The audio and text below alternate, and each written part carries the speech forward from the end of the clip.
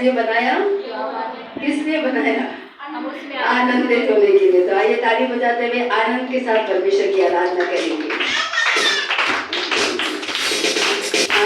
Thank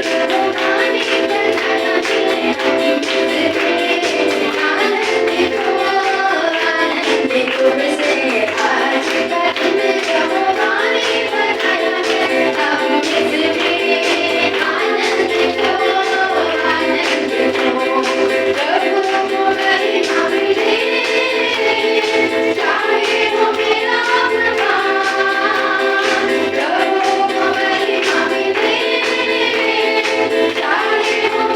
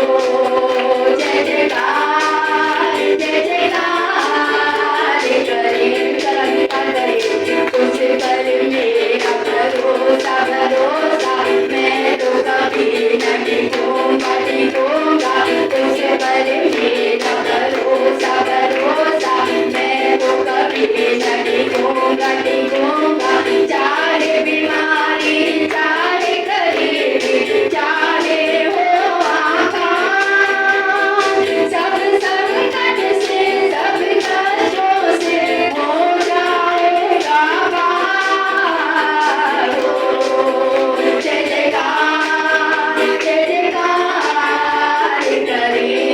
hallelujah हो जय जयकार करें, हो जय जयकार करें,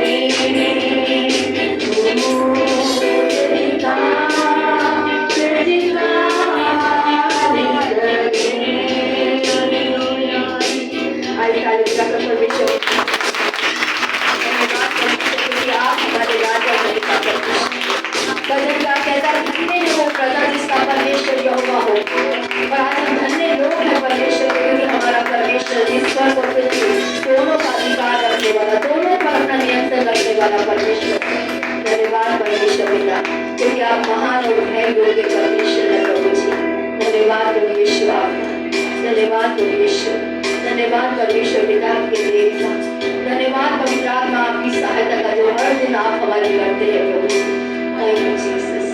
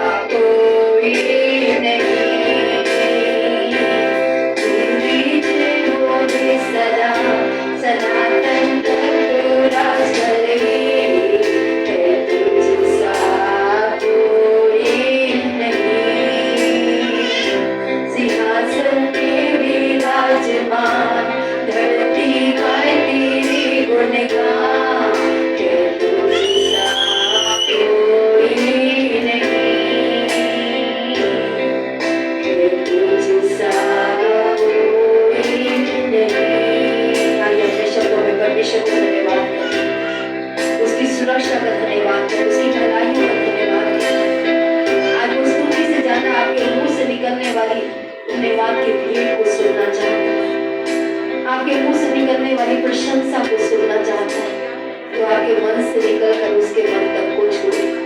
आइए अपने शब्दों में परमेश्वर को धन्यवाद दे सकते, उसकी भलाइयों को याद करके, जैसे दाऊद कहते हैं मेरे बंद यहोवा को धन्य कहे, उसके उपकारों को कभी मत भूल। आज उसने जो हम पर बाकी होते हुए भी भलाई की है, हमारी दीनता के पापों के बावजूद अपने आप अपने प्रेम को हमारे प्रति बना के रखा है, जो हर दिन हमारा बोझ उठाकर हमारी जरूरतों को पूरा करता है, उस परमेश्वर का धन्यवाद करे से। उसने हमें बीमारियों से बचाया, दुर्घटनाओं से बचाया, मुसीबतों से बचाया, गलत रिश्तों से बचाया, गलत आदतों से बचाया, उस परमेश्वर का धन्यवाद करें। परमेश्वर धन्यवाद प्रभु। और आज भी मेरी आशा तुझ में ही है पिता, मेरा भरोसा तुझ में ही है, क्योंकि प्रभु मेरी भलाई मुझे छोड़कर कहीं और नहीं है पिता। तू ही है जो मुझे भलाई देगा और भलाई के मार्गों पे खींचेगा। आज मेरे हाथों को थाम प्रभु, हर उस जगह से जहाँ मैं भलाई में नहीं चल पा रहा, जहाँ मैं तेरी योजना में नहीं चल पा रहा, प्रभु से सहायता मांगे प्रभु मेरे हाथों को थाम। जैसे एक माता पिता अपने बच्चे को खींच कर सही मार्ग पर लेकर आते हैं ताकि वो गलत बातों से बचा रहे प्रभु, ऐसे मेरे हाथों को थाम ले प्रभु, ताकि मैं भी गलत मार्गों से बचा रहूं। आज परमेश्वर से मदद मांगी, जहाँ जहाँ आप कमजोर अनुभव कर रहे हैं, जहाँ जहाँ आप जानते हैं प्रभु चाहता क्या है और आप नहीं कर पा रहे हैं, वो परमेश्वर सहायता करने वाला परमेश्वर है। हमारे मनों को बदलने वाला परमेश्वर, हमारी परिस्थितियों को बदलने वाला परमेश्वर, अपने वचन से हमें चंगाई देने वाला, हमें बल और शक्ति देने वाले परमेश्वर का धन्यवाद करें, क्योंकि उसने कहा मनुष्य रोटी से नहीं बल्कि हर उस वचन से जीवन पाता है जो उसके मुख से निकलता है। आज कहें प्रभु तेरा वचन आज मेरी रोटी बने प्रभु, जो मुझे खड़ा रहने में, आगे बढ़ने में और दूसरों के लिए भी तेरी इच्छा पूरी करने की सामर्थ देती है। धन्यवाद के साथ प्रभु अपने जीवनों को आपके हाथों में सौंपते हुए पिता, इस सारी विनती प्रार्थना हमारे उद्धार करता यीशु मसीह के नाम से मांगते हैं, आमीन। आप सभी को जय मसीह, आप सभी बैठ सकते हैं। विक्ट्री फैमिली सेंटर कलीसिया में आप सभी लोगों का स्वागत है, जो ऑनलाइन के माध्यम से जुड़े हैं और जो यहाँ उपस्थित हैं। आप सभी का यीशु मसीह की कलीसिया में हम स्वागत करते हैं। इस समय पर आज अगर आप पहली बार आए हैं तो कुछ पल के लिए खड़े हो ताकि हम आपका स्वागत कर सकें।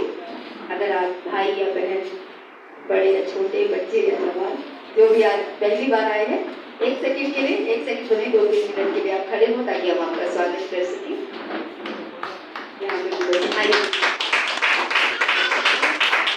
पीछे वाले को मैंने पहचानने मनोज हो, बेटी का स्वागत करते हैं परमेश्वर के घर में। बेटा आपका नाम? रमेश। रमेश आप ही शायद पहले आए। भाई आपका नाम? अजीत भाई का भी हम स्वागत करते हैं। मिलके जाइएगा, कोई प्रार्थना की आवश्यकता हो तो करवा के जाइएगा। परमेश्वर आपको आशीष दे। इस समय आप बैठ सकते हैं। अच्छा ये बेटा भी है, हाँ जी, आइए हम इस बच्चे का भी स्वागत करेंगे। क्या नाम है इसका? अच्छा आयुष। बेटे का भी हम लोग स्वागत करते हैं। संजय को की तरफ देख सकते हैं अगर आपको ठीक लगता है तो। पहले समय हम परमेश्वर के वचन में आगे बढ़ेंगे। आप सभी को जय मसीह की। आइए इससे पहले कि हम परमेश्वर के वचन में जाएं, प्रार्थना के द्वारा अपने मनों को तैयार करते हैं। हे हमारे स्वर्गीय पिता प्रभु, धन्यवाद करते हैं, धन्यवाद करते हैं। आपका वचन कहता है प्रभु, जहाँ 2 या 3 मेरे नाम से इकट्ठा होते हैं वहां मैं उनके बीच में रहता हूँ। प्रभु आपका वचन कहता है परमेश्वर कि आप इजराइल यानी कि अपने लोगों की स्तुति और आराधना में विराजमान परमेश्वर है प्रभु। और आज प्रभु हम आपका स्वागत करते हैं अपने बीच में। आज प्रार्थना करते हैं प्रभु, क्योंकि आप जीवित परमेश्वर है प्रभु, आप बोलने वाले परमेश्वर है। आज हम प्रार्थना करते हैं हम में से हर एक के मनों से प्रभु आप बात कीजिए यीशु मसीह के नाम से। आज प्रार्थना करते हैं हम में से हर एक के मनों को प्रभु आपके वचन के अनुसार प्रभु आपके वचन के लिए आज तैयार कीजिए। एक अच्छी भूमि की तरह प्रभु तैयार कीजिए, जो प्रभु एक बीज को अपने अंदर लेकर 30 गुना, 60 गुना, 100 गुना फल लाती है। आज हम आपके वचनों को अपने मनों की गहराइयों तक ग्रहण करके परमेश्वर आप 30 गुना, 60 गुना, 100 गुना फल लाने वाले बन सके यीशु मसीह के नाम से। आज प्रार्थना करते हैं प्रभु हम में से हर एक के मनों में से हर एक चिंता, बोझ, हर एक प्रभु परेशानियां, हर एक प्रभु जो आज उलझन है परमेश्वर, आज हर एक बात जो बोझ के रूप में है हटने वाली बन सके यीशु मसीह के नाम से, ताकि हमारे मन आपके वचन को ग्रहण करने के लिए और फलवंत होने के लिए तैयार होने वाले बन सके। प्रभु आज हमारे मनों में शांति दीजिए, आज हमारे मनों को आपके वचन पे केंद्रित होने के लिए सहायता कीजिए यीशु के नाम से। धन्यवाद करते हुए, विश्वास करते हुए, क्योंकि आप हमारे सोचने, समझने और मांगने से कहीं बढ़कर देने वाले परमेश्वर है। हरे प्रभु, आज प्रभु बोझिल मन को प्रभु आप शांत कीजिए, हर एक डरे हुए मन को प्रभु आप शांत कीजिए यीशु मसीह के नाम से। हर एक प्रभु वो तूफान जो विचारों के, सवालों के उठ रहे, आज यीशु के नाम से उसे शांत किया जाए। और प्रभु प्रार्थना करते हैं परमेश्वर, आपके वचन के लिए हमें प्रभु एक सीधा मार्ग, आज प्रभु एक अच्छी भूमि, एक अच्छे मन तैयार होने वाले बन सके आपकी पवित्र आत्मा की सामर्थ्य से। धन्यवाद करते हुए, विश्वास करते हुए कि ये सारी प्रार्थना यीशु मसीह के नाम से मांगते हैं। आमीन, आमीन। पिछले 2-3 हफ्तों से हम जो परमेश्वर का वचन मत्ती 5:6 के अनुसार देख रहे थे कि धन्य है या आशीषित है वो जो नम्र है, वो जो नम्रता में चलते हैं। और इसमें हमने देखा था अभी तक कि यीशु मसीह ने एक तो बुलाहट दी और कैसे हमें नम्र बनना है, वो दोनों बातें हमें सीखना जरूरी है। पहले नम्रता क्या है, किस बारे में हमें कहता है यीशु मसीह, धन्य है वो जो नम्र है, वो नम्रता क्या है और हम कैसे नम्रता की ओर आगे बढ़ सकते हैं। ये हमें दोनों बातों का सवाल का जवाब मिलने से ही हम नम्र बन पाएंगे। और नम्रता के बारे में हमारी सोच जो होती है, एक आराम से बात करने वाला व्यक्ति, या तो एक डरे हुए डर के साथ हाथ मिलाने वाला व्यक्ति, या तो हमें लगता है आसानी से जिसको मना सकते हैं वैसा व्यक्ति, या तो हमें लगता है जो मेरी हाँ में हाँ कह दे वो नम्र व्यक्ति है, या तो हमें लगता है कोमलता से व्यवहार करने वाला व्यक्ति नम्र। और हमने अभी तक देखा था कि मैथ्यू हेनरी की एक कमेंट्री में जो नम्रता का मेन शब्द था मैनुटस। मैनुटस का मतलब मैन और उटस को मिलाकर ये बना था। और हमने देखा था मैन का मतलब होता है हाथ और उटस का मतलब है उसके अंदर रहने वाला, ठीक है। और इसलिए हमने देखा था नम्रता का मतलब जो होता है किसी के हाथों के अंदर रहने वाला व्यक्ति, ठीक है, नियंत्रण में रहने वाला स्वभाव, नियंत्रण में रहने वाला मन। और क्यों हमें नियंत्रण में रखना है, क्योंकि हमने समझा था कि हमारे अंदर एक वाइल्ड नेचर है, एक जंगली स्वभाव है, एक पापी स्वभाव है जो हर बार कुछ ना कुछ गलत करना चाहता है, किसी ना किसी बारे में गलत सोचना चाहता है, किसी ना किसी का गलत करना चाहता है। और ये स्वभाव जिस दिन मनुष्य ने पाप किया था उसी दिन से हमारे अंदर है। आज हम हर एक को बुराई देखने में अच्छा लगता है, बुराई बोलने में अच्छा लगता है, बुराई करने में अच्छा लगता है, और जहां बुराई है हम खींचे जाते हैं। और ये स्वभाव हमारा जंगली स्वभाव, और इसी जंगली स्वभाव को परमेश्वर नियंत्रण में रखने के लिए बात करता है नम्रता की। और इसलिए यिर्मयाह अगर 2 अध्याय हमने देखा था, जिसमें यिर्मयाह 2 अध्याय के 21, 23 और 24 वचन में परमेश्वर अपने लोगों को जंगली वाइन यानी कि जंगली बेल कहता है, जंगली ऊंटनी कहता है, जंगली गधे बोलते हैं। परमेश्वर अपने लोगों को बोल रहा है कि मेरे लोग जंगली बेल के समान है, जंगली ऊंटनी के समान है, जंगली गधे के समान है। और हमने जो देखा था कि हमारा पाप जो है वो हमें जंगली स्वभाव से बना देता है। परमेश्वर का अनुग्रह हमें उसके हाथों के अंदर रहने वाला एक पालतू, या तो एक डोमेस्टिक, या तो एक नियंत्रण में रखने वाला स्वभाव वाला व्यक्ति बनाता है। और हमने देखा था हर बार पाप जो है वो हमारे अंदर जंगलीपन को ट्रिगर करता है, ठीक है। जैसे एक बंदूक के अंदर एक ट्रिगर होता है जिसको दबाने से गोली सीधी निकलकर किसी ना किसी का नुकसान करती है। हमारे अंदर भी पाप का स्वभाव है, हम सभी का ट्रिगर अलग अलग है, ठीक है। जैसे मैंने कई बार कहा था, कई बार हम काम के लिए, स्कूल के लिए लेट हो रहे हैं, कई बार हम घर से देरी से निकले हैं, हम बहुत जल्दी में हैं, एक छोटी सी बात हमारे अंदर वो जंगली स्वभाव को बाहर निकाल देती है। हम रास्ते पे लड़ाई झगड़ा करने लगते हैं, मारपीट कर लेते हैं, गाली गलौज कर लेते हैं, सब कुछ कर लेते हैं, और फिर हमें लगता है ये मैंने क्या कर दिया। ठीक है, और आज हो सकता है कई बार हमने पूरे दिन की योजना बना रखी है और कोई हमारे घर आ जाता है, कोई ऐसा व्यक्ति जो हमारे सारे प्लान को चौपट कर देता है और हमारे अंदर वो ट्रिगर जंगली स्वभाव का दब जाता है। फिर जो हमारे हाथ में आता है उसको हम लेफ्ट राइट कर देते हैं। ठीक है, हो सकता है आज हमारे साथ कोई गलत व्यवहार करे, अयोग्य व्यवहार करे और हमारा वो ट्रिगर दब जाए। हो सकता है कोई हमारी निंदा करे, हमारा ट्रिगर दब जाए। हो सकता है हमसे कोई झूठ बोले, हम वो झूठ पकड़ ले और हमारा ट्रिगर दब जाए। हो सकता है कोई हम पे दोष लगाए और हमारा ट्रिगर दब जाए। और हो सकता है आज मेरा नियंत्रण, मैंने जो कहा है, मैं जो चाहता हूं वो नहीं हो रहा है। कईयों का यही भी ट्रिगर होता है, मैंने ये कहा, ऐसा क्यों नहीं हुआ। ठीक है, और उनका वो ट्रिगर दब जाता है और वो जंगली स्वभाव बाहर आ जाता है। और हमने देखा था जंगली स्वभाव हमेशा परमेश्वर का विरोध करता है। हमेशा परमेश्वर को जो चाहता है, परमेश्वर जो आपकी और मेरी भलाई चाहता है, जो आपको और मुझे आशीषित देना चाहता है, जो आपको और मुझे शांति देना चाहता है, जो आपको मुझे खुशी देना चाहता है, उसका विरोध करता है। और जंगली और पापी स्वभाव हमेशा अशांत रहता है, उसके अंदर शांति नहीं होती, क्योंकि वो स्वभाव से ही जंगली है। इसलिए छोटी छोटी बातें हमारे अंदर के गुस्से को, भड़ास को, हमारे अंदर के जो भी दबा पड़ा है उसको, जैसे लावा की तरह, एक वॉल्केनो की तरह, या तो एक जैसे लावा फूटता है वैसे हम फूट जाते हैं। ठीक है, एक ज्वालामुखी की तरह हम फूट जाते हैं। इसलिए जंगली स्वभाव किस लिए लड़ता है? खुद के अधिकारों के लिए लड़ता है, खुद के फायदों के लिए लड़ता है, खुद की सुरक्षा के लिए लड़ता है। और जंगली स्वभाव को लगता है जब तक मैं लड़ूंगा नहीं तब तक मुझे कोई अच्छी चीज मिलने वाली नहीं। आज छोटी छोटी बातों में लोग इतना गुस्से हो जाते हैं, तूने मुझे ऐसा बोला तो बोला, और रास्ते में ऐसे लड़ते हैं। हम सोचते हैं पता नहीं ये कैसे लोग हैं जो रास्ते में ऐसे लड़ने बैठ गए, लेकिन हम भी कोई अलग नहीं।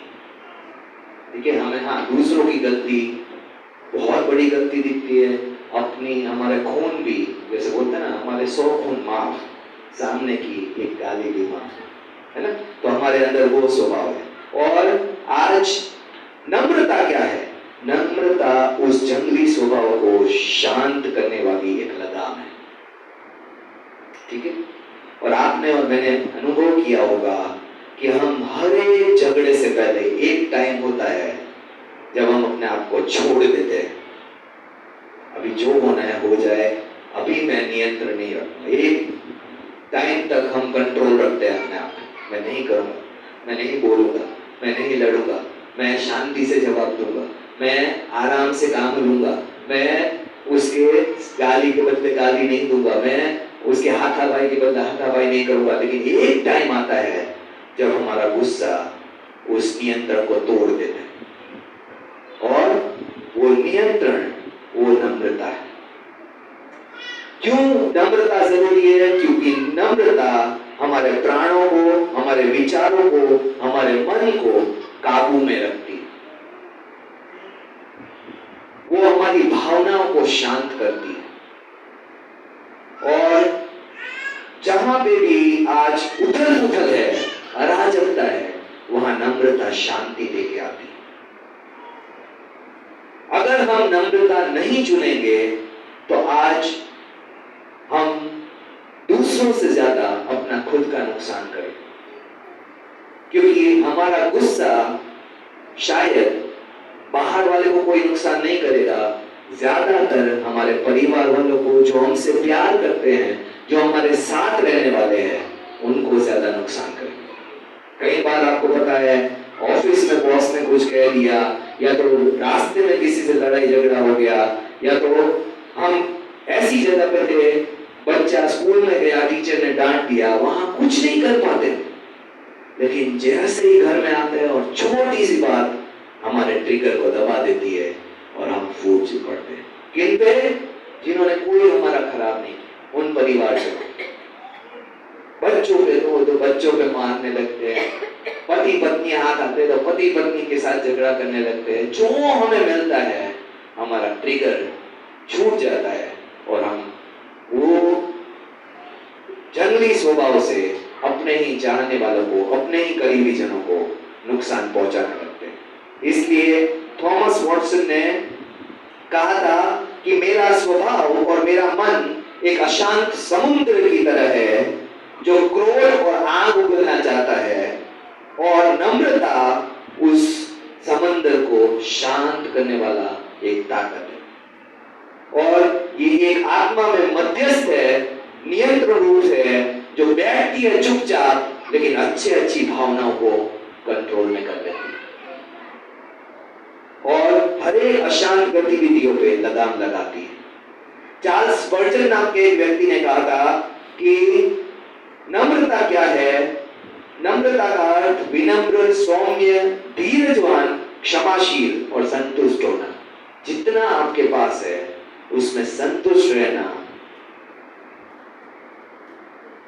आज परमेश्वर को भरोसा करना कि परमेश्वर ने मुझे जितना दिया है उसमें मैं खुश हूं। जो परिवार दिया है उसमें मैं खुश हूं। जो घर में मैं रह रहा हूं उसमें मैं खुश हूं। जो नौकरी मुझे मिली है उसमें मैं खुश हूं। जो बच्चे मुझे मिले हैं उसमें मैं खुश हूं। इसको नम्रता कहते हैं। और आज हमें सबसे खुशी नहीं, इसका मतलब नम्रता की कमी है।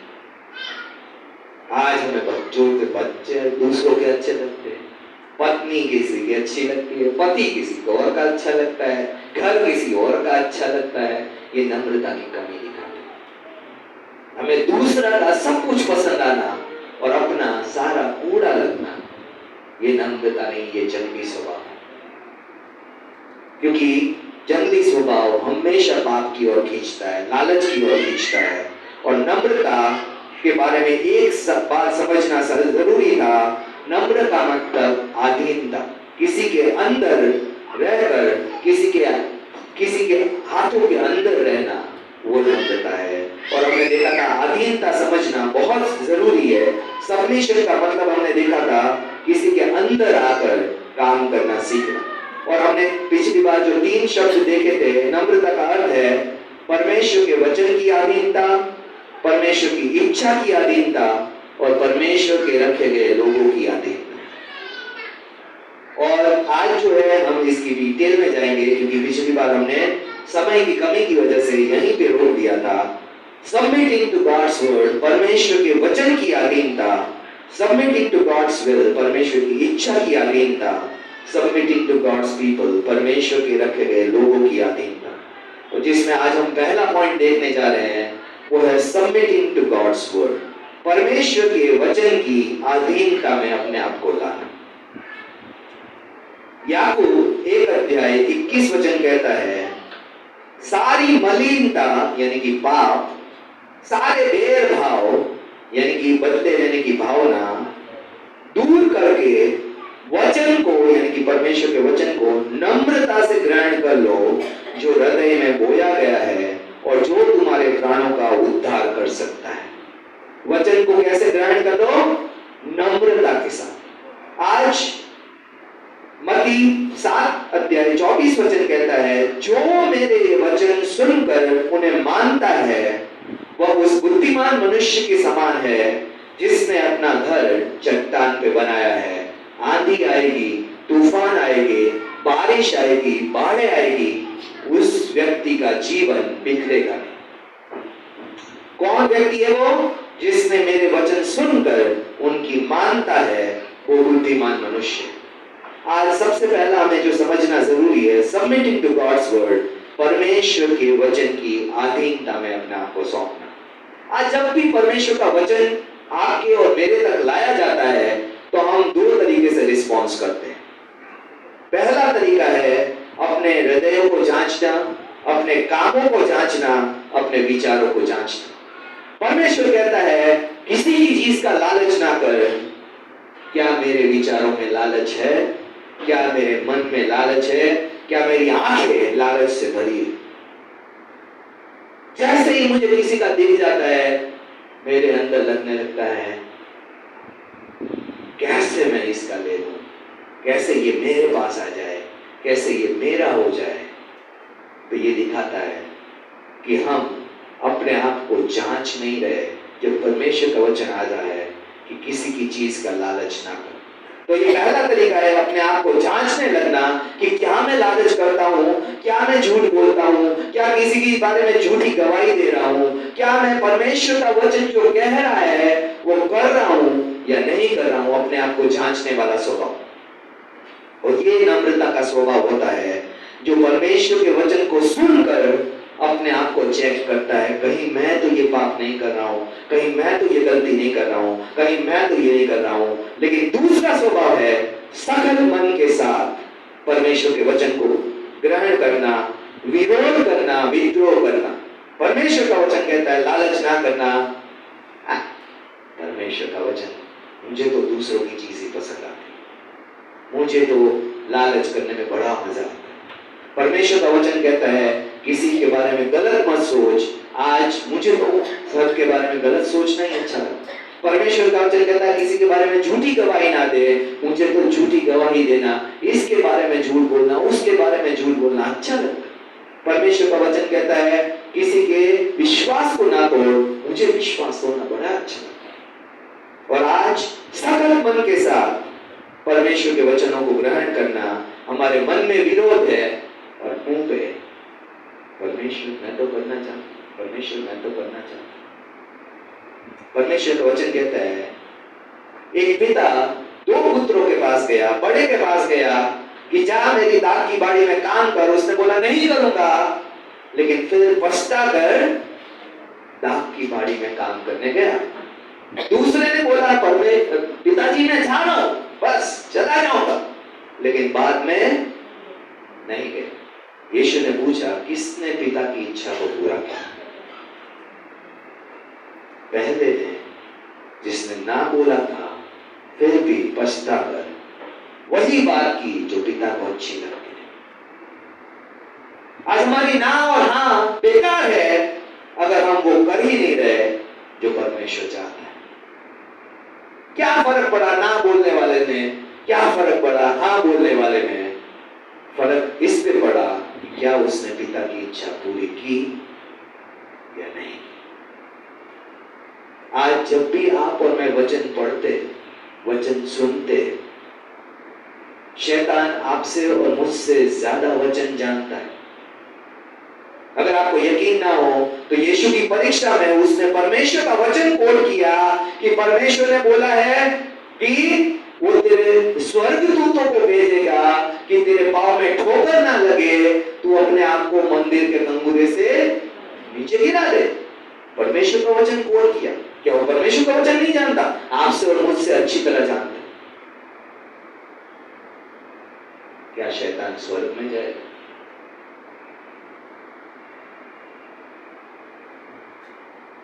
जानना काफी नहीं। आज हमें ये बात समझनी बहुत जरूरी है। अगर मैं परमेश्वर की वचन की अधीनता में अपनी आज्ञाकारिता को नहीं दिखाता, मेरी हाँ कहना भी बेकार है, मेरी ना कहना भी बेकार है। क्योंकि जो मायने रखता है, जो महत्वपूर्ण है, क्या मैंने परमेश्वर की वचन जो कहता है वो किया या ना किया। और इसलिए अपने मनों को हमेशा जांचिए। कभी भी ये मत समझिए मुझे तो ये परमेश्वर का वचन आता है, मैं तो परमेश्वर का वचन जानता हूं, मैं तो सालों से ये पढ़ रहा हूं, मुझे कोई जरूरत नहीं। क्या हम अपने आप को जांचने वाला स्वभाव रखते हैं? क्योंकि नम्रता हमेशा अपने आप को जांचती है। एक नम्र व्यक्ति वो होता है जो दूसरों की गलती सोचने से पहले मैंने क्या गलती की वो सोचता है। और इसलिए क्या हम परमेश्वर के वचन को बदलाव के लिए तैयार मन से सुनते हैं या सख्त मन से जो कभी नहीं बदलना चाहता और अपनी इच्छा पे चलता रहता है, उस मन से सुनते हैं? वो डिसाइड करता है आपकी डेस्टिनी, आपकी मंजिल क्या होगी। परमेश्वर का वचन कहता है सारे इजरायलियों ने परमेश्वर के समुद्र के बीच में से निकले। सारे इस्राएलियों ने परमेश्वर का स्वर्ग से उतरा हुआ भोजन खाया। सारे इस्राएलियों ने परमेश्वर की आशीष पानी के रूप में देखी, मन्ना के रूप में देखी, सुरक्षा के रूप में देखी, बादल के रूप में देखी, खंभे के रूप में देखी। लेकिन सारे इस्राएली वायदे के देश में नहीं पहुंचे। और क्यों नहीं पहुंचे? क्योंकि परमेश्वर की बातों को मानने वाला मन नहीं था। परमेश्वर जो कहता है उसके विरोध में जाने वाला मन था उसका।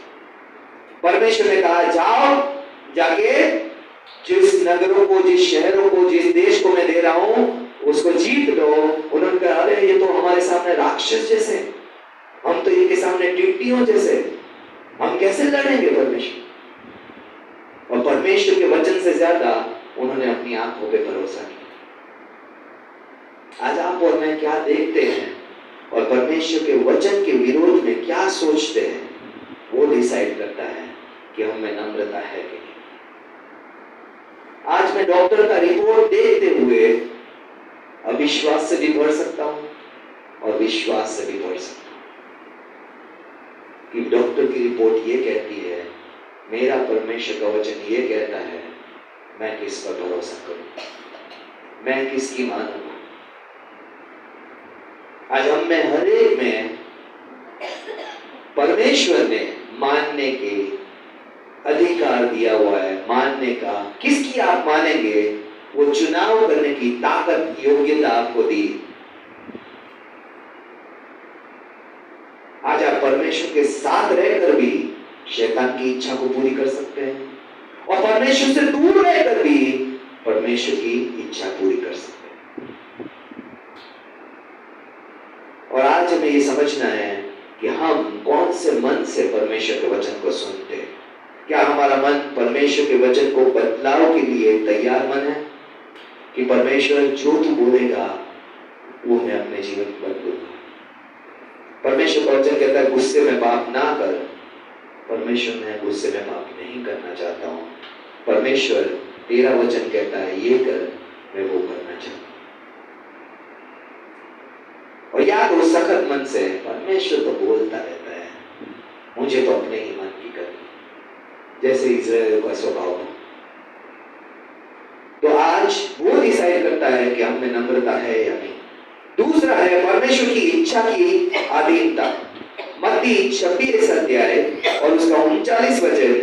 फिर वह थोड़ा और आगे बढ़कर मुंह के बल गिरा और यह प्रार्थना करने लगा, हे मेरे पिता, यदि हो सके तो यह कटोरा मुझसे टल जाए, तो भी जैसा मैं चाहता हूं वैसा नहीं, परंतु जैसा तू चाहता है वैसा ही हो। परमेश्वर की इच्छा आसान नहीं होती, खास करके हमारे शरीरों के लिए। हमारा शरीर कभी भी परमेश्वर की इच्छा में नहीं चलना चाहता। चाहे आपका शरीर हो, चाहे मेरा शरीर हो, चाहे वो मोटा शरीर हो, चाहे वो पतला शरीर हो, चाहे काला हो, गोरा हो, कोई फर्क नहीं पड़ता। हर एक शरीर परमेश्वर की इच्छा का विरोधी है, विरोध करना चाहता है। आज यीशु को पता था उसको क्रूस पे मरना है। यीशु के शरीर ने भी ये प्रार्थना करना चाहा, परमेश्वर हो सके तो ये क्रूस की मृत्यु टल जाए। आज हमारे जीवन में भी जब समस्याएं, मुसीबतें, बीमारी, तकलीफ, रिश्तों की समस्या आती है, हम प्रार्थना करते हैं। हमारा शरीर आराम से रहना चाहता है हर एक परिस्थिति में,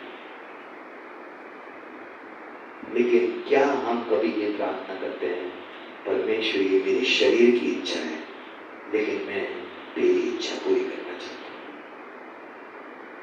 ऐसी परिस्थितियां हर रोज हमारे जीवन में आएगी जहां पे शरीर कुछ करने को बोलेगा और परमेश्वर का वचन कुछ और करने को बोलेगा। जहां हमें पता है परमेश्वर की इच्छा ये है और फिर भी मेरा शरीर ये करना चाहता है।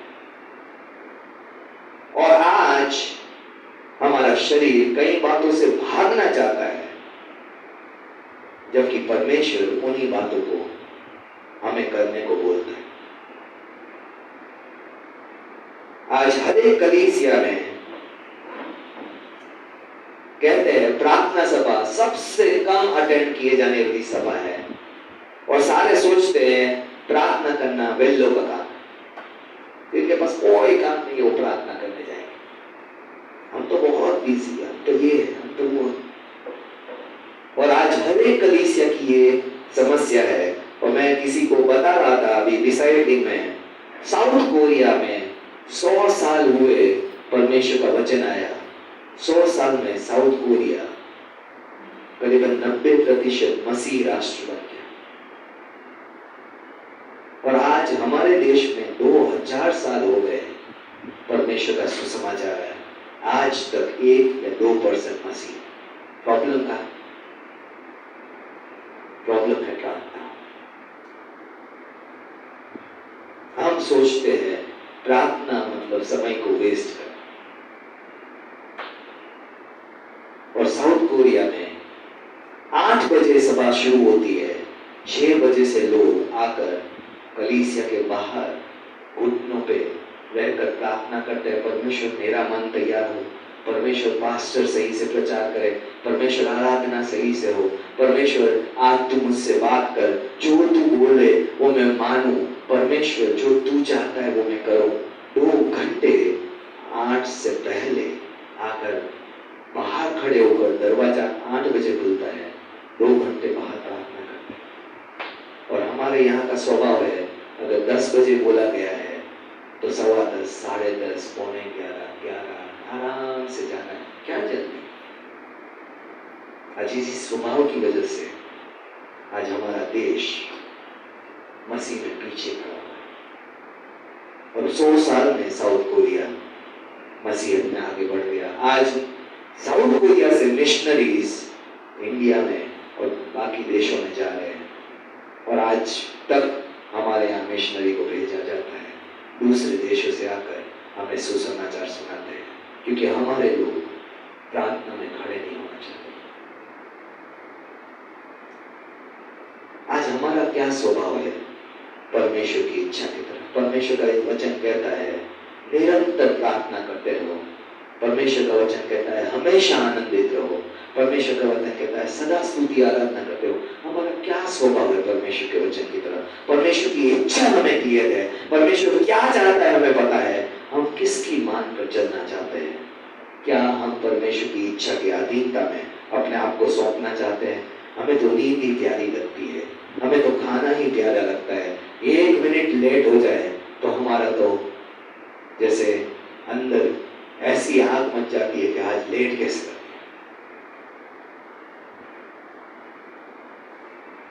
और आज वही मार्केट में गए हो तो भूखे प्यासे भी 2 घंटे हम घूम सकते हैं। स्वभाव की बात, इंटरेस्ट की बात। हमें कोई याद नहीं आता खाना पीना, 2 घंटे घूमते हुए। 3-3, 4-4 घंटे बच्चे मोबाइल में बैठे हुए, कोई खाना याद नहीं आता। जैसे ही मोबाइल ले लो, ओ मुझे भूख लगी। अब तक भूख नहीं लगी? नहीं, अब तक बिजी थी, पूरा ध्यान एक जगह था। आज हमारा ध्यान कहाँ? आज कलीसिया में बैठकर भी हमारा मन दुनिया भर में भटक के आ जाता है।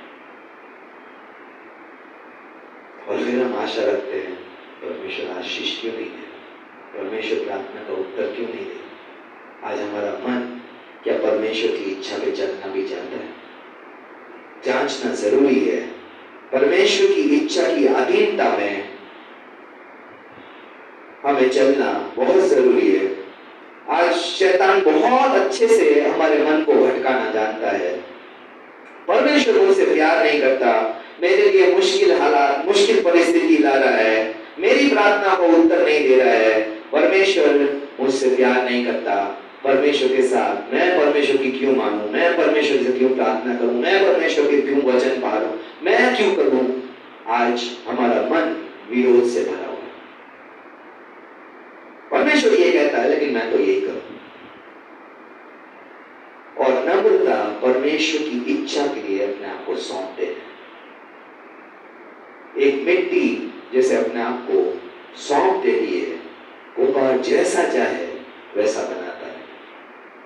मिट्टी नहीं बोलती मुझे मटका बनना है, मिट्टी नहीं बोलती मुझे आज तू एक ये बना दे या वो बना दे। मिट्टी कभी नहीं बोलती, कुम्हार अपने मन से बनाती। आज हम किसकी इच्छा पे चलना चाहते हैं? क्या हम परमेश्वर से पूछा भी है कि परमेश्वर तेरी इच्छा मेरे लिए क्या है? आज हम अपनी इच्छा को पूरी करने के लिए परमेश्वर से लड़ रहे हैं। परमेश्वर ये क्यों नहीं कर रहा तू? परमेश्वर ये आशीष क्यों नहीं दे रहा? ये नौकरी क्यों नहीं है? ये शादी क्यों नहीं है? ये आशीष क्यों नहीं है? ये सुरक्षा क्यों नहीं है? ये जवाब क्यों नहीं दे रहा है? लेकिन कभी हमने परमेश्वर से ये नहीं पूछा, परमेश्वर तू मुझसे चाहता क्या है? तेरी इच्छा मेरे लिए क्या है? क्या हम आज परमेश्वर की इच्छा के लिए आ रहे हैं या अपनी इच्छा परमेश्वर से मनवाने के लिए?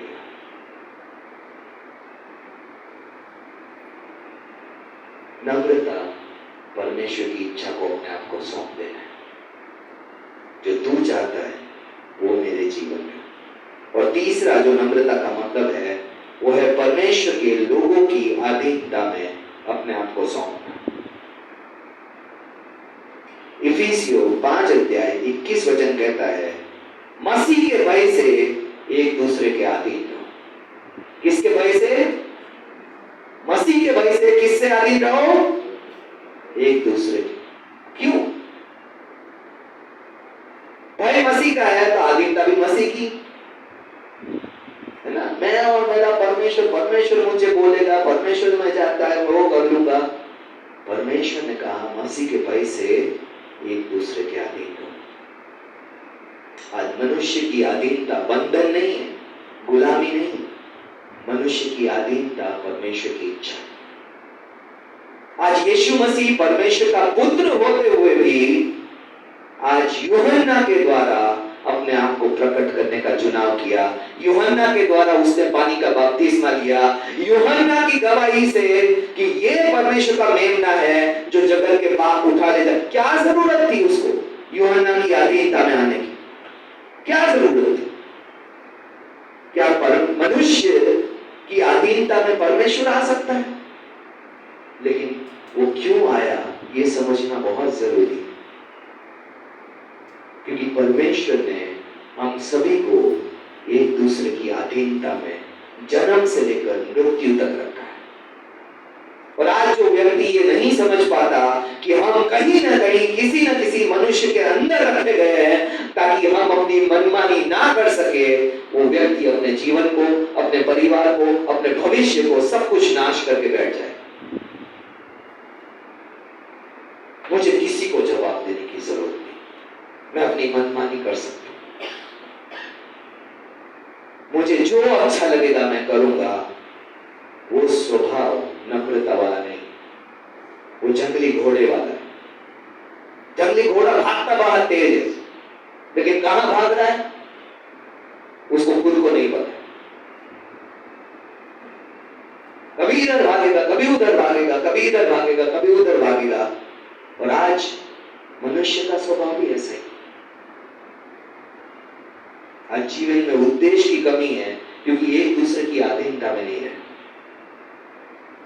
पत्नी बोलती है मैं पति के क्यों अधीन रहूं? बच्चा बोलता मैं माँ बाप के क्यों अधीन रहूं? आज लड़का बोलता है मैं बाप की बात क्यों मानूं? आज सब कोई अपनी मनमानी करना चाहता है और शैतान मनमानी के जीवन को नाश करने में बहुत आसान है उसके लिए।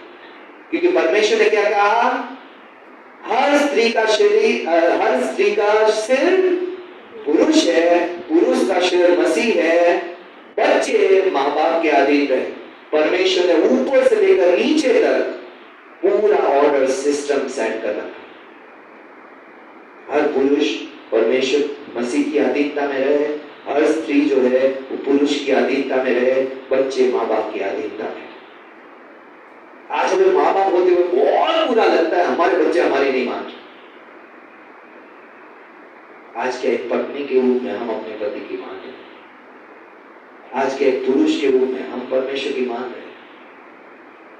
आज के एक बेटे बेटी के रूप में हम अपने माँ बाप की मान रहे हैं। फिर दोष क्यों हमें दूसरों के? इसलिए क्योंकि हम में वो नम्रता वाला स्वभाव नहीं है। जब परमेश्वर के लोग पवित्र आत्मा से भर जाते हैं, अगर इफिसियों 5 चैप्टर पढ़ोगे तो परमेश्वर के आत्मा से भरे हुए लोगों के चिन्ह है, और वहां प्रमाण दिए गए कि परमेश्वर के लोग आत्मा से भरे हैं कि नहीं भरे। कैसे पता चलेगा? जो आत्मा से भरे लोग होते हैं वो एक दूसरे के लिए स्तुति, आराधना, भजन, आध्यात्मिक गीत गाते हैं, और जब आत्मा से भरे लोग होते हैं तो हमेशा परमेश्वर का धन्यवाद करते हैं। जो आत्मा से भरे लोग होते हैं वो हर चीज के लिए परमेश्वर का धन्यवाद करते हैं। और फिर पौलुस कहता है जो आत्मा से भरे लोग होते हैं वो परमेश्वर के डर से एक दूसरे की बात मानते हैं। आज शरीर किसी की बात नहीं मानना चाहता। आपने एक फेमस सॉन्ग, बहुत फेमस है, इट्स माई लाइफ, मेरी लाइफ, मैं जो चाहूं करूं, मुझे कोई रोक टोक करने वाला नहीं। मैं क्या कपड़े पहनता हूं, मैं क्या खाता हूं, मैं क्या पीता हूं, मैं कहां जाता हूं, मैं क्या करता हूं, किसी को मेरे लाइफ में बोलने की जरूरत नहीं। It's my life. और ये इट्स माई लाइफ, ये सबसे बड़ी समस्याओं की जड़ है, और अधीनता सबसे बड़ी आशीषों की देन। इसलिए जो व्यक्ति परमेश्वर के रखे गए लोगों की अधीनता में नहीं रहना चाहता, वो लड़ाई मनुष्य से नहीं कर रहा। आज एक पत्नी अधीनता में ना रहने के लिए पति से नहीं लड़ रही है, वो परमेश्वर की व्यवस्था से लड़ रही है। और वचन कहता है जो व्यवस्था से लड़ता है वो कभी भी व्यवस्था को पूरी नहीं कर सकता। आज अगर आप में और मुझ में भी वो स्वभाव है, मैं मनुष्य की क्यों मानूं, मैं इसकी क्यों मानूं, मैं उसकी क्यों मानूं, परमेश्वर से मैं डरता हूं, इसलिए मेरे ऊपर रखे गए हर व्यक्ति की मुझे मानना है। अगर मैं कर्मचारी हूं तो जो बॉस कहता है वो मुझे मानना है, अगर परमेश्वर के वचन में विरोध नहीं है। अगर मैं पत्नी हूं तो पति कहता है वो मानना है, अगर परमेश्वर के वचन में विरोध नहीं। अगर मैं बच्चा हूं, माँ बाप जो कहते हैं वो मानना है, अगर वो माँ बाप परमेश्वर के वचन में विरोध में नहीं। आज अधीनता एक सबसे बड़ी सुरक्षा है, एक सबसे बड़ा किला है, जिसमें हर बच्चा, हर पत्नी, हर पति, हर परिवार सुरक्षित रहता है अगर वो अधीनता में आता है। और पवित्र आत्मा उंडेला गया है, इसका प्रमाण यह है कि आप किसी न किसी को अधीनता, किसी न किसी की मानना चाहते हो। फैसला लेने से पहले आप पूछते हो क्या मैं ये लूं या नहीं। फैसला लेकर हमने तो ले लिया, आप बताओ सही है कि नहीं। अब जब ले लिया तो क्या सही और क्या गलत, क्या फर्क पड़ेगा। आज हम बहुत स्मार्ट हो गए, फैसला लेने के बाद पूछने लगते हैं सही फैसला लिया, मुझे हाँ सुननी कि हाँ सारे में हाँ में हाँ में।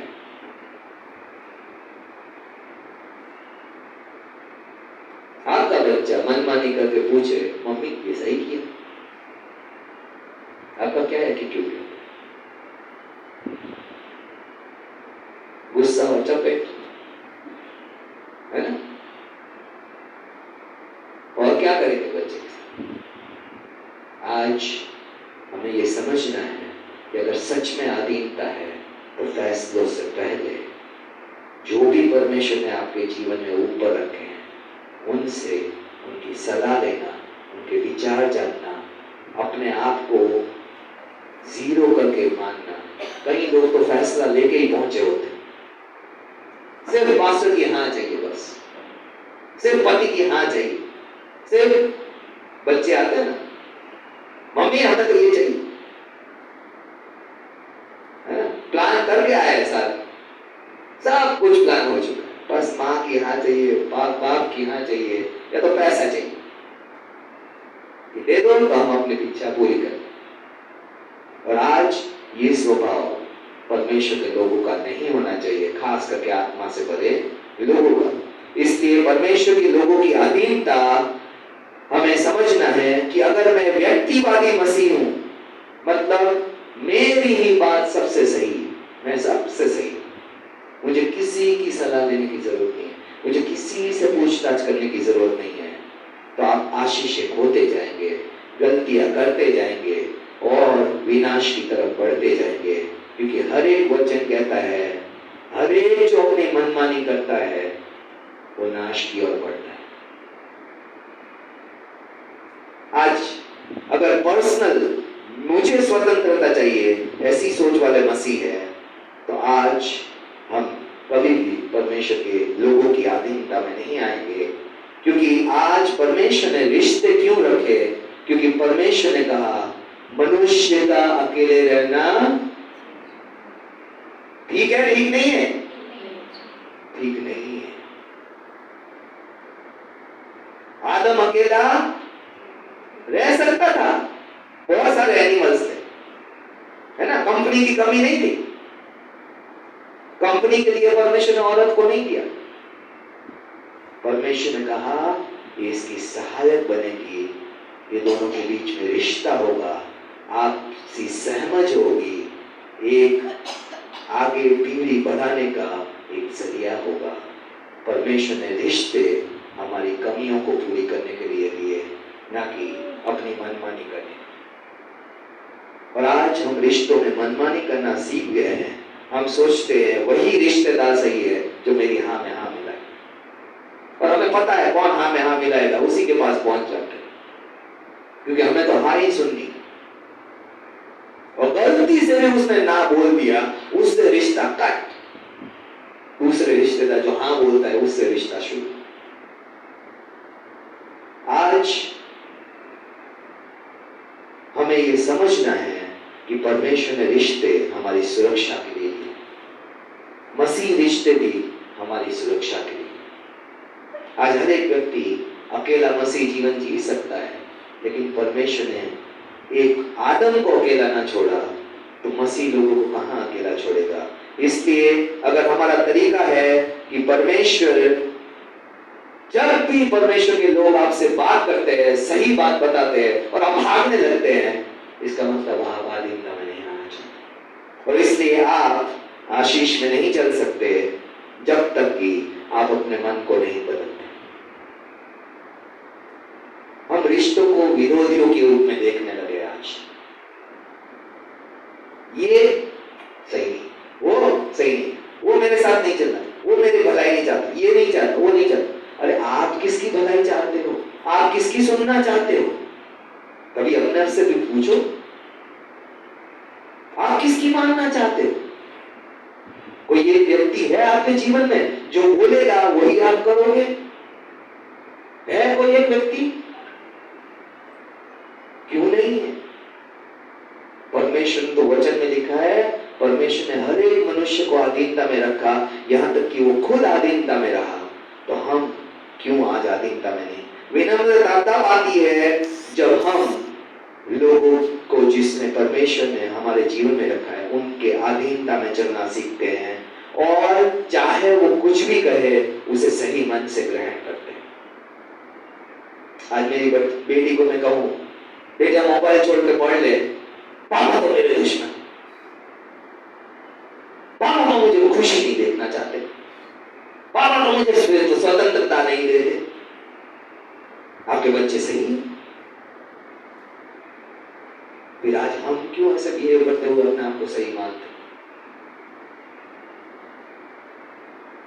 परमेश्वर का वचन और परमेश्वर की इच्छा के प्रति समर्पण बिना शर्तों के होने चाहिए। परमेश्वर का वचन जो कहे वो मैं मानूंगा, कोई शर्त नहीं रखूंगा। परमेश्वर ये कर दे तब मैं मानूंगा तेरा वचन, वो अधीनता नहीं है। इसका मतलब तू पहले मेरी मान फिर मैं तेरी मान। आज परमेश्वर की इच्छा के प्रति समर्पण भी कोई चॉइस नहीं, कोई शर्त नहीं। और परमेश्वर के लोगों के जो भी लोग रखे आपके जीवन, उसमें भी कोई शर्त नहीं होनी चाहिए। आज हम शर्त रख के बैठे, विश्वासी जब तक नहीं बनेगा तब तक पति की नहीं मानो। क्या बाइबल में लिखा है? कहां लिखा है बाइबल में कि विश्वासी पति की ही माननी है आपको, अविश्वासी पति की नहीं माननी? कहां बोलता है कि मेरे माँ बाप विश्वासी ना हो तब तक मैं अपनी मनमानी कर सकता? आज हम शर्त रख के बैठे और हमारा समाधान, आज हमारा समर्पण शर्तों के आधार पर। जब तक ये नहीं करेगा तब तक मैं उसकी नहीं मानूंगा। आज हमें कोई भी शर्त के बगैर परमेश्वर के लोगों की अधीनता करनी है। फिलिपियों 2:3 कहता है, विरोध या झूठी बड़ाई के लिए कुछ ना करो, पर दीनता से एक दूसरे को अपने से अच्छा समझो। आज हम क्यों नहीं अधीन आते पता है? हम सोचते हैं अरे ये तो मेरे से बेवकूफ, ये तो मेरे से डब है, इससे तो ज्यादा मैं आदमी, इससे तो ज्यादा मैं जानता हूं, इससे तो इंटेलिजेंट मैं हूं, इससे तो पावरफुल मैं हूं, ये बॉस को तो गधा है, वो किसने बिठा दिया इसको कुर्सी पे, है ना? आज हर एक व्यक्ति सोचता है मैं बाकियों से ऊपर। परमेश्वर का वचन कहता है नम्रता दूसरों को अपने से अच्छा समझने वाला स्वभाव है। हर एक अपने ही हित की नहीं वरन दूसरों की भी हित की चिंता करे। हम हमेशा अपनी ही सोच के चलते हैं, दूसरों की नहीं। मुझे ये सुनना चाहिए कि दूसरे क्या कह रहे हैं और दूसरे क्या सोचते हैं, और मुझे ऐसा करना चाहिए और मुझे उसे महत्व देना चाहिए, खासकर तब जब मुझे पूरा विश्वास हो कि मैं सही हूं और हम सभी के लिए ये सच है।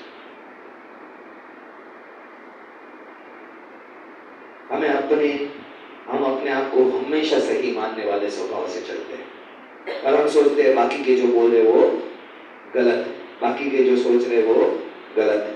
ठीक है, हमें इस स्वभाव से बाहर आना वही नम्रता है।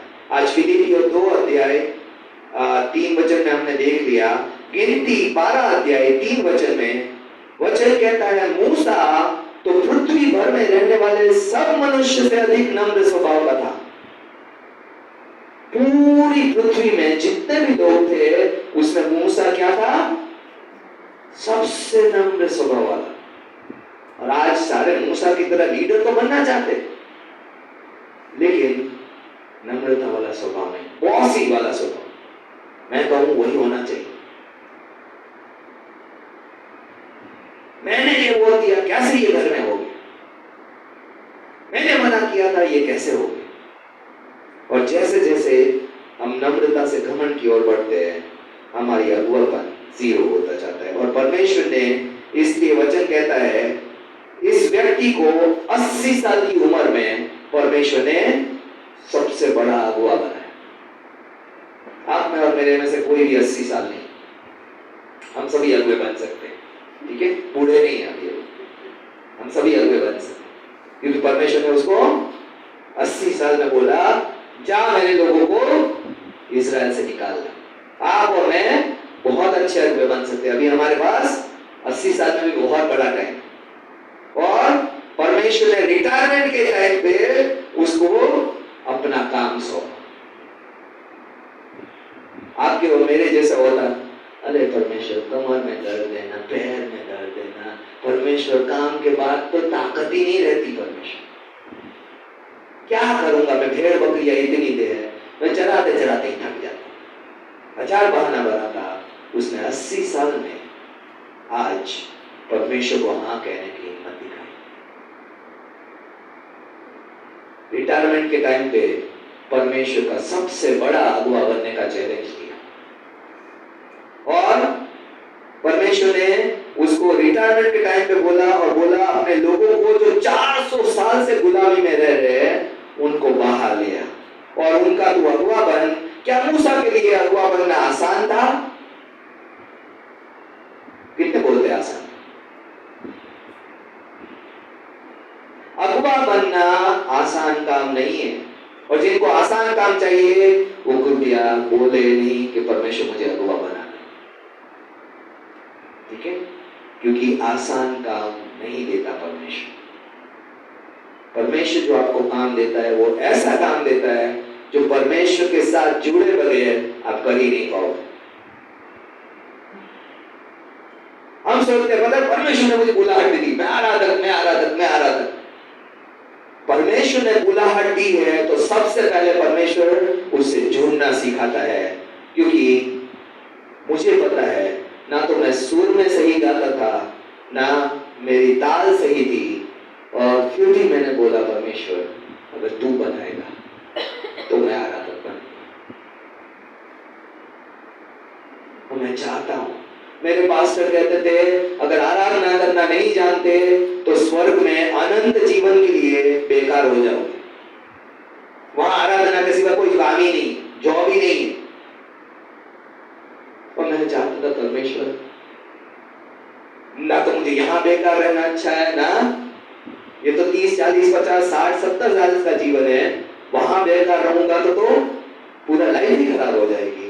मैंने बोला परमेश्वर मुझे आराधना करना सिखा। और 6 महीने में परमेश्वर मुझे मलेशिया ले गया। 6 महीने में मुझे रोज बैकअप में डाल देते, रोज बैकअप। और आपको पता नहीं है, वहां 8 बजे शुरू होता है क्लास, और आराधना गेम को 6 बजे से प्रैक्टिस करनी, और 6 बजे प्रैक्टिस करने के लिए आपको 5 बजे उठना पड़ता है। अपना सारा काम निपटा के 1 घंटे में भागते भागते वहां पहुंचना है, ताकि आप बैकअप कर सको। और आपका माइक सबसे कम रखते कि कोई भी गड़बड़ करे तो आराधना में फर्क ना पड़े। और मैं सोचता था परमेश्वर मुझे तो मेरी आवाज भी नहीं सुनाई देती, मैं कैसे आराधना करूंगा। लेकिन उस 6 महीने में परमेश्वर ने मेरे कानों को सही किया, मेरी समझ को सही किया, मेरे म्यूजिक को सही किया। मुझे समझ दी म्यूजिक की, कान वो दिए जिससे कि म्यूजिक की समझ आए। आज म्यूजिक कहीं और चलता है और आराधना करने वाले कहीं और चलते हैं। ऐसे नहीं आराधना होती। और क्यों? क्योंकि मैंने आधीनता का चुनाव किया। मैं भी कह सकता था क्या 6 बजे बुला लेते और माइक सबसे नीचे कर देते, है ना? हमें सबको समझ में आता है, क्यों जाऊं मैं 6 बजे? 6 महीने हो गए, क्योंकि मुझे तो मेरी आवाज आनी चाहिए बात। लेकिन उस 6 महीने की आधीनता में परमेश्वर ने मुझे आराधना करना सिखा दिया। आज आधीनता से हम सब कुछ सीख सकते हैं, और आधीनता की कमी की वजह से हम कुछ भी नहीं सीख पाए, जीरो हो जाएंगे। क्यों? क्योंकि मूसा को परमेश्वर ने आधीनता सिखाई। परमेश्वर से जुड़े बगैर 6 लाख तो पुरुष थे, स्त्रियां अलग, बच्चे अलग, कम से कम 10-12 लाख लोग होते। आज 40-50 लोगों को साथ लेकर चलने में इतनी दिक्कत होती है, पता नहीं वो 6-10-12 लाख लोगों को कैसे लेके चला होगा। रोज कोई उठ के आ जाता था, मूसा तू कौन है, कहां से आया, है ना? आज हम सोचते हैं ऐसे अगुवे को जिसको परमेश्वर ने बुलाया, ऐसे अगुवे को जिसने परमेश्वर ने 10 लाख लोगों के ऊपर ठहरा दिया, लोग बोलेंगे ओ हो मूसा तू तो हमें गुलामी में से बाहर ले आया, वायदे के देश में ले जा रहा है, रात दिन उसका धन्यवाद करेंगे। कोई धन्यवाद करने वाला नहीं होता जब आप अगुवे बनते, एक भी नहीं। ऊपर से सारे कहते हैं ये तू क्या कर रहा, किसने तुझे लीडर बना दिया, किस गधे ने तुझे लीडर बनाया, किसने भेजा तुझे, कौन बोलता है तू लीडर है? और रोज आप देखेंगे आज हमारे पास खाना नहीं है तो कैसा है हुआ, हमें खाना नहीं है, भूखे मारना है। आज कैसा हुआ है कि हमें समुद्र में पीछे सेना खड़ी है, आगे लाल समुद्र है, बेवकूफ है तू, हमें यहां लाके खड़ा कर दिया। आज अगुवे को हर दिन सिर्फ तानों के सिवा कुछ नहीं। इसलिए परमेश्वर से जब अगुवेपन मांगे तो सबसे पहले धीरज मांगना सीखे।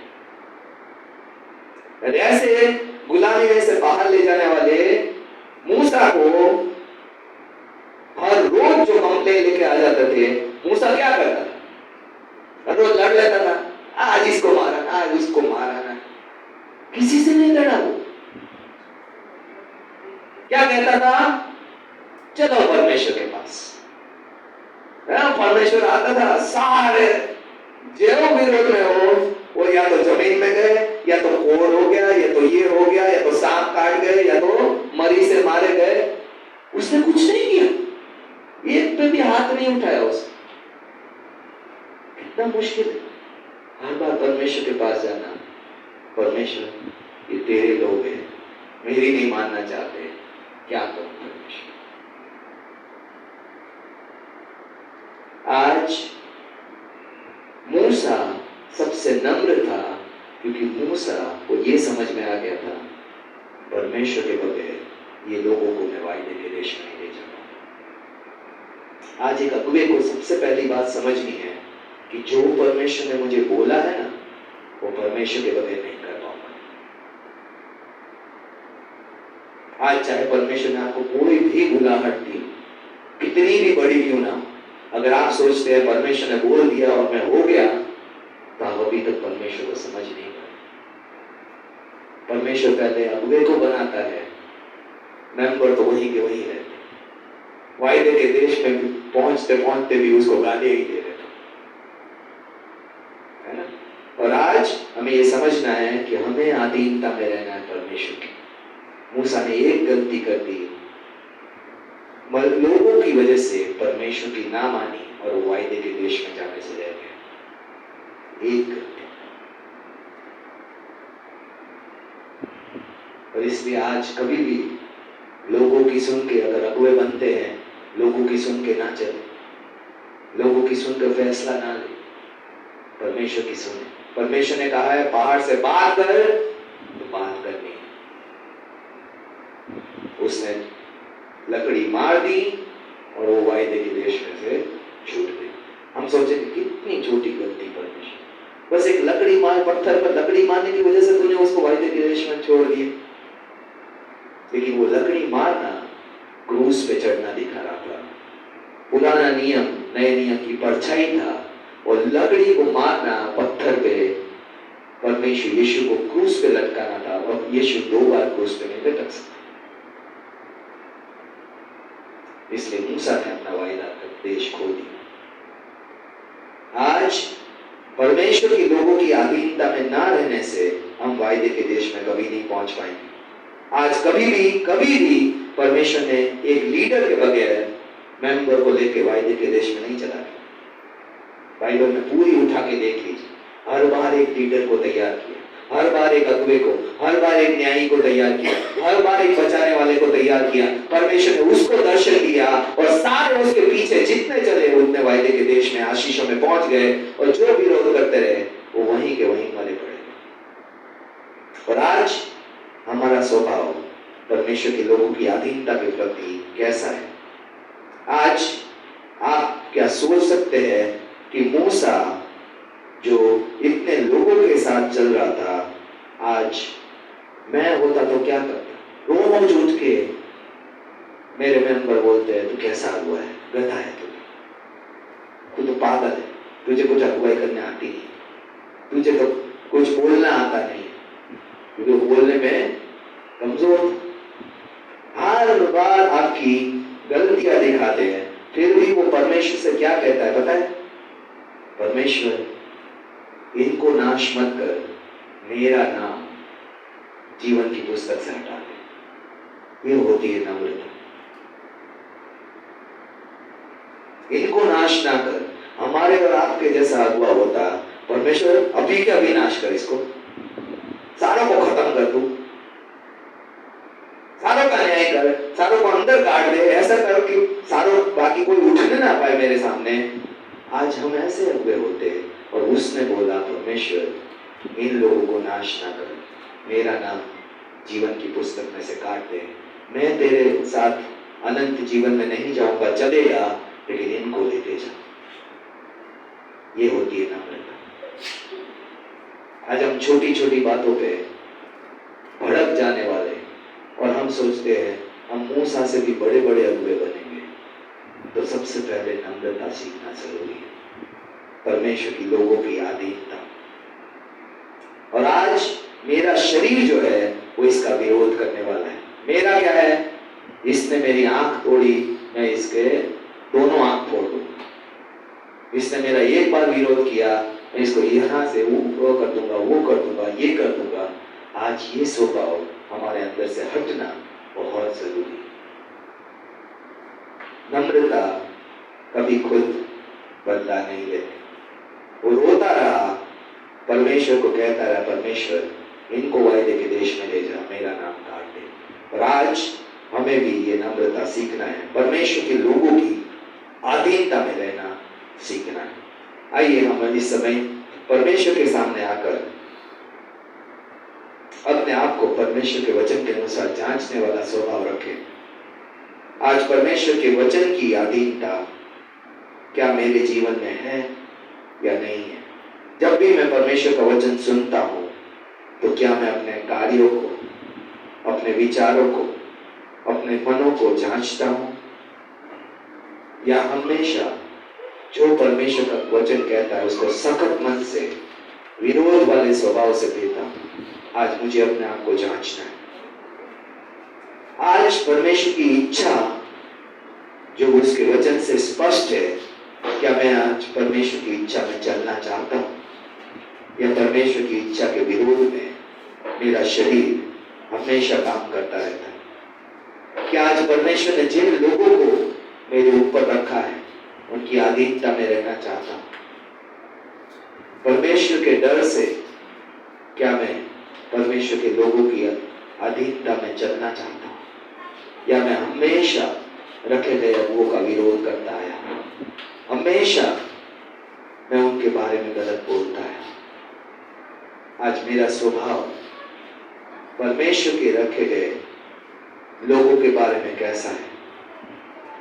आज हमने एग्जाम्पल से देखा मूसा का स्वभाव कैसा था, और आज परमेश्वर हमसे भी बात कर रहा है, दीनता से एक दूसरे को अपने से अच्छा समझो, अपने हित की नहीं दूसरों की हित की चिंता किया करो। आइए इस समय परमेश्वर हमारे जिस जीवन के क्षेत्र में बात कर रहा है, आज परमेश्वर से कहे, परमेश्वर मेरी मदद कर। परमेश्वर तूने मुझे बुलाया है, तूने मुझे गुलामी में से बाहर लाया है, तू मुझे वायदे के देश की आशीषों में ले जाना चाहता है। परमेश्वर वचन कहता है, धन्य है जो नम्र है, क्योंकि वही पृथ्वी के अधिकारी होंगे। आज परमेश्वर की आशीषों के हर एक हकदार वही है जो अपने आप को परमेश्वर के वचन की अधीनता में, परमेश्वर की इच्छा की अधीनता में, परमेश्वर के रखे गए लोगों की अधीनता में रखते हैं। आइए हम अपने आप को जहां जहां परमेश्वर हमारे जीवनों से बात कर रहा है, परमेश्वर के सामने खड़े होकर कहे, परमेश्वर मैं अपने आप नहीं कर पाऊंगा, तू मेरी सहायता कर। परमेश्वर तू मेरी मदद कर। आज मैं ये अधीनता में चलने वाला बन सकूं जो तू बोल रहा है, मेरे जीवन से बात कर रहा है। परमेश्वर मैं आज इसकी अधीनता में आने वाला बन सकूं, तेरी इच्छा की अधीनता में, तेरे वचन की अधीनता में, तेरे लोगों की अधीनता में प्रभु आज चलने वाला मन दे प्रभु। आज मेरे में जो विद्रोह करने वाला, विरोध करने वाला, हर एक से लड़ने वाला स्वभाव है, आज मेरे में से अंदर से हटाइए परमेश्वर। आज प्रभु अपनी सुरक्षा के लिए, अपने हकों के लिए, आज प्रभु अपनी आशीषों के लिए, अपनी भलाई के लिए लड़ने वाला मन हटाइए यीशु मसीह के नाम से। आज प्रभु तुझ पर भरोसा करने वाला मन दीजिए। आज धन्यवाद करें परमेश्वर का, आज उससे मदद मांगे। परमेश्वर का वचन कहता है, जब तुम मुझे पुकारोगे मैं तुम्हारी सुनूंगा। आइए हम पास्टर रचना के साथ इस समय आराधना और प्रार्थना के समय में जाएंगे। Thank you Jesus, thank you Lord, thank you father, thank you Jesus, thank you Jesus. आइए जो भी बातें परमेश्वर ने आपसे की है, जिन भी क्षेत्रों में आप परमेश्वर की मदद मांगना चाहते हैं, परमेश्वर से मांगे। वचन कहता है जिसमें घटी है वो परमेश्वर से मांगे, बिना उलाहना उदारता से देता है हमारा पिता। धन्यवाद करें परमेश्वर का, प्रभु से सहायता मांगे। प्रभु तेरे वचन की अधीनता में आज मुझे अपने मन को लाने में सहायता कर प्रभु जी। आज तेरी इच्छा जो मुझे पता है मेरे लिए क्या है, मेरा शरीर शायद तेरी इच्छा पे ना चलना चाहे, लेकिन फिर भी प्रभु आज मैं अपनी नहीं तेरी इच्छा को पूरा कर पाऊं अपने मन से। प्रभु इसमें परमेश्वर से सहायता मांगे। आज परमेश्वर ने चाहे पति के रूप में हो, चाहे वो पिता के रूप में हो, जो भी अधीनता हमें ठहराई है, अगर हम पति हैं तो परमेश्वर की अधीनता में जो परमेश्वर ने हर एक पुरुष को कहा है रहने के लिए, आज सहायता मांगे। अगर आप पुरुष हैं तो परमेश्वर की अधीनता में रहने का अनुग्रह परमेश्वर से मांगे। अगर आप पत्नी हैं तो पति की अधीनता में रहने का चुनाव करें। अगर आप बच्चे हैं तो माँ बाप की अधीनता में रहने का चुनाव करें, और अगर आप विश्वासी हैं तो कलीसिया में ठहराए गए अगुओं की अधीनता में रहने का चुनाव करें, और अगर आप अगुए हैं तो परमेश्वर की इच्छा में रहने का, उसकी योजना में अपने आप को अधीन लाने में मदद मांगे परमेश्वर। मूसा से हमने अगुवापन सीखा है आज, क्या हमें वो अगुवापन दिखाई देता है कि लोगों के विरोधों के बावजूद उनके लिए भलाई मांगने वाला मन, उनके लिए अपने जीवन को भी जीवन की पुस्तक में से हटा देने तक की बात को कहने वाला मन कि प्रभु अगर मेरे लोग नहीं जाएंगे तो मुझे भी हटा दे। ये होता है अगुआ, नम्र अगुआ, जो आलोचना सुनकर भी अपने लोगों की भलाई ही मांगता है परमेश्वर से।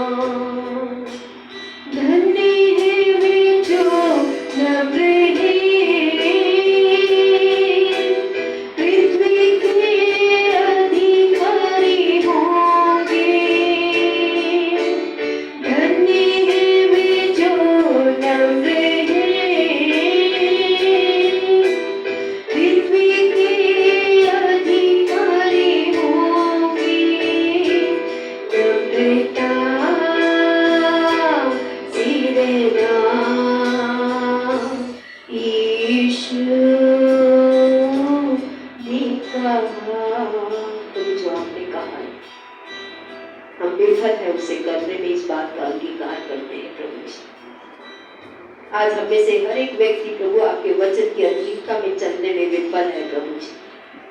आज हमें से हर एक व्यक्ति आज आपकी इच्छा के अधीन चलने में विफल है पिता। आज हमें से हर एक व्यक्ति जो आपके द्वारा रखे गए अधिकारी है प्रभु, चाहे वो पति हो, चाहे वो माता पिता हो, चाहे वो कलीसिया के अगुए हो प्रभु जी, आज हर एक चीज में हम अपने आप को विफल ही देखते हैं पिता। और आज पवित्र आत्मा हमसे मदद मांगते, हमारे मन को आज आपके वचन की, आपकी इच्छा की और आपके ठहराए गए लोगों की अधीनता में आज लगाम लगाकर आपके वचन के द्वारा, आपकी आत्मा के द्वारा आज नियंत्रण में लाने में मदद और सहायता कीजिए प्यारे बेटा। पवित्र आत्मा आइए हम सभी के जीवनों में कार्य कीजिए और इस वचन को कानों से नहीं मन से ग्रहण करने में और मन का खतना करने में प्रभु हमारी मदद कीजिए बेटा, ताकि हमारे मन बदले, क्योंकि आपने कहा मन बदलो क्योंकि स्वर्ग का राज्य निकट आया है। आज आइए पवित्र आत्मा हमारे मनों को आज अपने वचन से बदलने में और स्वर्ग के राज्य की आशीषों का अनुभव लेने में मदद कीजिए बेटा। धन्यवाद के साथ ये प्रार्थना यीशु मसीह के नाम से मांगते हैं, आमीन। जय मसीह की। आप सभी बैठ सकते हैं। एक बार फिर से विक्ट्री ट्रेनिंग सेंटर कलीसिया में आप सभी लोगों का स्वागत करते हैं। ऑनलाइन से जो हमारे भाई बहन जुड़े हैं उनका भी स्वागत करते हैं। परमेश्वर आपको आशीष दे। इसी तरीके से हर एक बार को सुबह 10 बजे से आप हमारे साथ जुड़ सकते हैं। God bless you. परमेश्वर आपको आशीष दे। जय मसीह।